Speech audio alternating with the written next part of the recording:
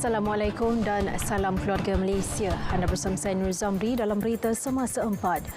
PDRM membuka 28 kertas siasatan melibatkan pelbagai kes kesalahan berkaitan PRU ke-15 di seluruh negara semalam. 5 kertas siasatan di Kedah, Johor 4, Pahang 4, Sabah 3, Selangor 3, Kuala Lumpur 2, Kelantan 2, manakala Sarawak, Terengganu Negeri 9, Perak dan Pulau Pinang masing-masing 1 kertas siasatan.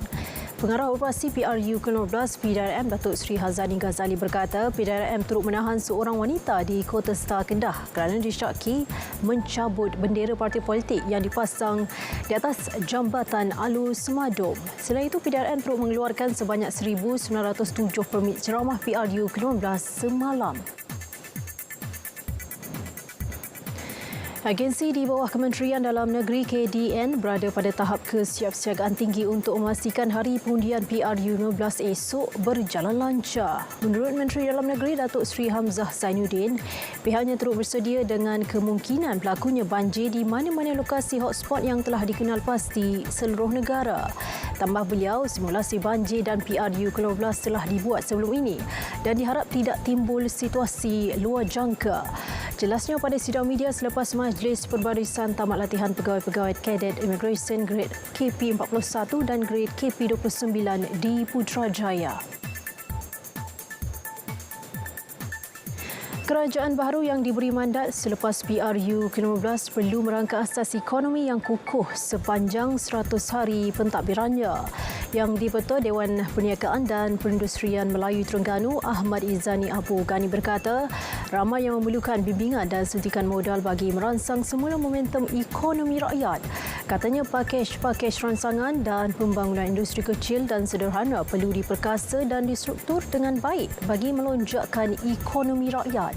Kerajaan baru juga perlu menstruktur kembali hutang seperti moratorium yang dibenarkan ketika masih terdapat rakyat bergelut meneruskan kehidupan yang terjejas akibat pandemik COVID-19.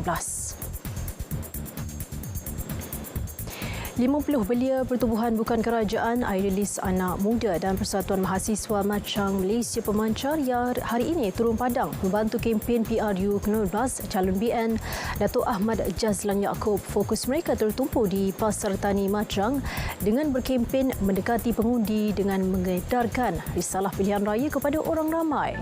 Mereka turut berkongsi penerangan dan penjelasan kepada anak muda tentang pentingnya mengundi untuk memilih pemimpin negara.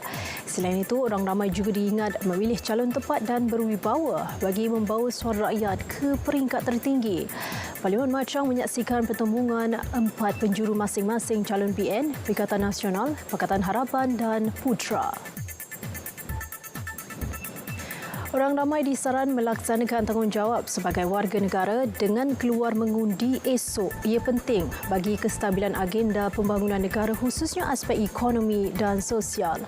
Calon BN Parlimen Jempol Datuk Samsul Kahar Muhammad Deli berkata undi rakyat akan menentukan agenda negara terlaksana menerusi pembentukan kerajaan yang stabil dan kuat. Beliau berkata demikian ketika ditemui pada program walkabout bersama pengundi di sekitar kedai bangunan Mara, Jempol. Polis Terengganu meminta semua pihak yang bakal meraihkan kemenangan parti masing-masing selepas keputusan diumumkan esok agar sentiasa patuh kepada undang-undang ditetapkan. Ketua Urusetia PRU 15 PDRM Kontijen Terengganu, Superintendent Muhammad Alwi Hussein berkata, menasihatkan penyokong parti tidak mengambil masa terlalu lama untuk meraihkan kejayaan bagi mengelakkan kejadian tidak diingini berlaku. Beliau turut mengingatkan penyokong parti agar tidak menimbulkan provokasi ketika cuba meraih undi di saat akhir yang menyalahi Seksyen 26(e) Akta Kesalahan Pilihan Raya 1954.